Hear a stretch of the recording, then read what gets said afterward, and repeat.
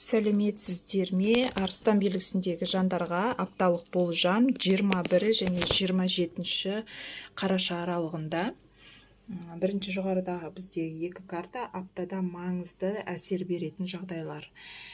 Семерка жезл осы апта сіздер үшін өте жұмысқа толы, қарбалас уақыт болмақшы.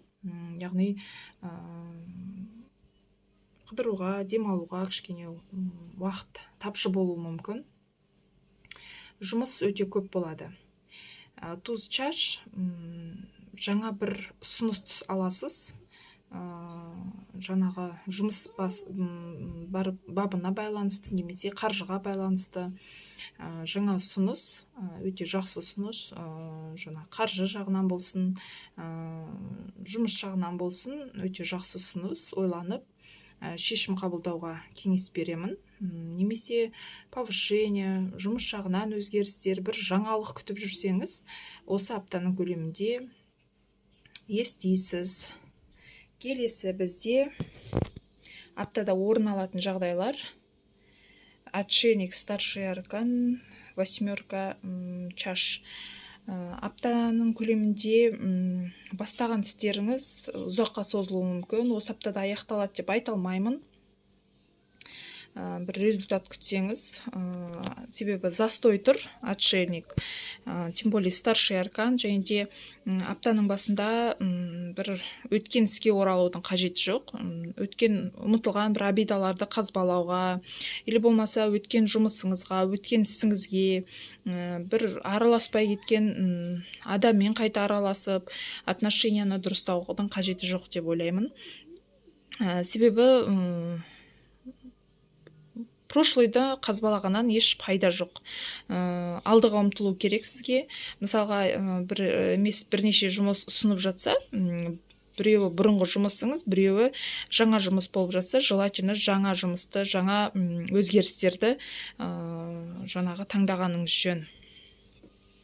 Сол сияқты басқада жеке өмір болсын, жаңағы басқа салаларда да солай жаңа өзгерістер таңдауға тырысқаныңыз жөн. Аптаның басында, аптаның ортасында императрица, старший аркан, екінші жартыңызбен, жақындарыңызбен жақсы уақыт өткізесіз. Бағалы сыйлық алуыңыз мүмкін, немесе өз-өзіңізге сыйлық жасауыңыз мүмкін. Жаңағы аптаның ортасы жайлы болады сіздер үшін. Семерка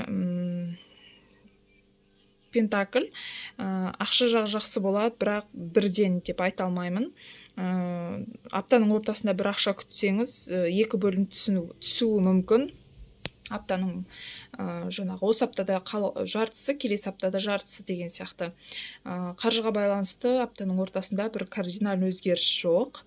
Келесі бізде аптаның аяғы да орын алатын жағдайлар: повешенный, тағы да застой тұр. Сондықтан бұл аптада бір кардинальный өзгерістер, немесе жасаған жұмысыңыздан өзгерістер, бір жаңалық күтетін болсаңыз, осы апта емес, келесі аптаға дейін созылуы мүмкін. Себебі бір емес екі жерде, аптаның басында да, аптаның аяғында да застой тұр.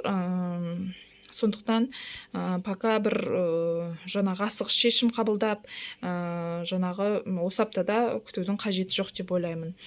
Пятерка чаш, жаңағы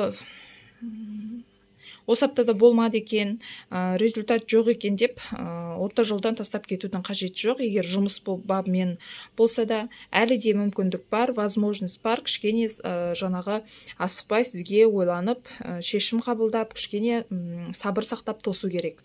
Келесі бізде король жезлов, жаңағы аптаға берілетін кеңес: асықпай шешім қабылдау, ойлану, кішкене ақылға салып ойлану керек. Жаңа результат болады, но бірден емес, тек кішкене сабырлы болып күткеніңіз дұрыс деп ойлаймын. Себебі бір емес екі жерге де сабыр сақтау керектігі, жаңағы әлі де уақыт керек екендігі, әлі де дайын емес екендігіңізді айтады. Сондықтан кішкене сабыр сақтағаныңыз жөн. Осымен апталық болжамдарыңыз аяқталды. Лайк басып, комментарий жазып бағалап кетіңіздер. Сау болыңыздар.